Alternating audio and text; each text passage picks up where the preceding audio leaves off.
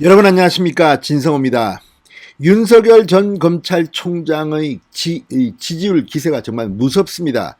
자, 방금 전 발표된 한 여론조사 결과에서 윤석열은 지난번보다 무려 5.6%포인트나 급상승하면서 압도적인 1위를 기록했습니다. 반면 이재명 지사 전달보다 2.7%포인트 하락한 숫자를 기록했습니다. 자, 윤석열은 34.3%, 이재명은 23.7%, 오차범위 밖에서 넉넉하게 윤석열이 이기고 있다는 여론조사가 나왔습니다. 이낙연 전 대표, 이번 조사에서 한 자릿수로 폭락해버렸습니다.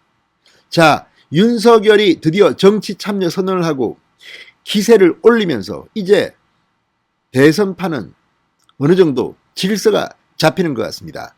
최재형 감사원장도 6위로 급상승했습니다. 자, 이런 것들 보면 이제 대선판은 야권을 중심으로 재편되는 것 같다는 그런 생각이 듭니다. 진성호의 직설 시작합니다. 방송에 앞서 아직 진성호 방송에 구독자가 아니신 분들은 붉은색 구독 버튼 눌러주십시오. 더 좋은 방송으로 보답하겠습니다. 자, 여론조사 업체 조원 CNI에 따르면 일요신문 의뢰로 지난달 27일부터 28, 29일 사흘 동안 전국 1000명을 대상으로 윤석열 전 총장의 지지율을 조사한 결과 34.3%였습니다. 전달보다 5.6%포인트 급상승했습니다. 이재명 지사 지지율은 전달보다 2.7%포인트 하락한 23.7%였습니다. 이낙연 전 민주당 대표 지지율은 2.9%포인트나 하락하면서 8.4%, 한 자릿수로 추락했습니다. 자, 이게 지금 현재 8개월 앞으로 다가온 대통령 후보들의 성적표입니다. 물론 변할 수도 있습니다만 점점 더 윤석열의 지지율은 압도적으로 확인되고 있습니다. 자, 여기서 눈길을 끄는 것은 이낙연입니다. 2020년부터 꾸준히 지켜온 두 자릿수 지지율이 이번에 폭락했습니다. 거품이 확 빠져버린 겁니다. 자, 윤석열의 지지율이 이렇게 상승하는 이유는 그동안 윤석열에 대한 엑스파일 공격 이런 것들이 오히려 윤석열에게는 좋은 쪽으로 영향을 미친 것 같습니다. 엑스파일 흔들고 추미애 등등 나타나서 그렇게 뜯어댔지만 결국 윤석열은 한 달 동안 무려 5.6%포인트나 급상승했습니다. 이재명은 반면 특별한 이슈를 만들지 못하고 2.7%포인트 하락한 23.7%에 그쳤습니다. 지난달 여론조사, 6월 여론조사에서는 이 오차 범위 안 혼전을 벌였습니다. 윤석열과 이재명. 그러나 이제 지지율 격차는 10.6%포인트로 확 벌어졌습니다. 연초까지만 해도 3강 구도였던 이낙연 이제 3강이라는 말을 쓸 수도 없는 한 자릿수로 폭락했습니다. 자, 4위는 최근 복당을 한 홍준표 국민의힘 의원이 6.1%로 차지했습니다. 자, 6월 28일 전격적으로 사의를 표명했던 최재형 감사원장 급상승했습니다.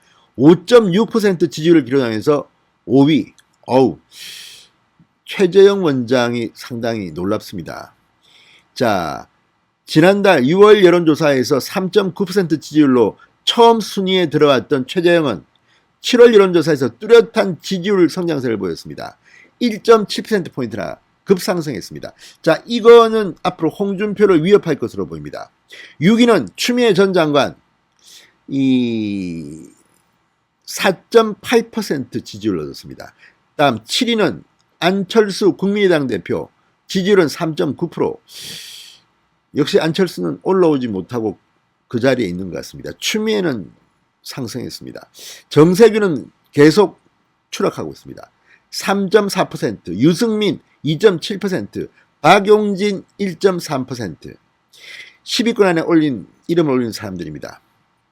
기타 인물 2.4%, 지지한 후보가 없다 2.1%, 잘 모르겠다 1.3%. 자, 그런데 여기 지금 이름이 등장하지 않는 사람들이 꽤 많습니다. 지금 원희룡, 하태경 등등등등은 아예 10위권 안에 이름이 보이지 않습니다.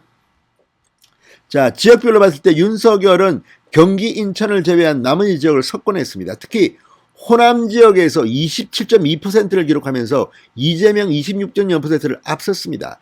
이게 바로 윤석열의 힘입니다. 중도층, 호남까지도 아우를 수 있는 이 놀라운 지지율. 자, 이재명은 홈그라운드인 경기 인천에서만 31.5%로 윤석열 29.6%를 조금 앞섰습니다. 자, 어쨌든 이낙연 대표는 호남 15.8%를 제외한 나머지 지역에서 모두 한 자릿수 지지율을 기록했습니다. 자, 이런 것들을 보면 이 윤석열의 지지율은 대단합니다. 지금 연령층도 40대를 빼고는 모든 연령층에서 윤석열이 이재명을 압도하고 있습니다. 자, 3위 후보, 4위 후보, 아무튼 재밌습니다. 이제 이낙연은 이런 추세를 하면 4등으로 내려갈 수 있겠다는 생각이 듭니다. 자, 또한 이 양자 대결을 할 경우는 또 재밌게 나왔습니다. 그러니까 1대1로 윤석열과 이재명을 1대1로 양자 대결을 붙였을 때는 어떻게 됐을까요?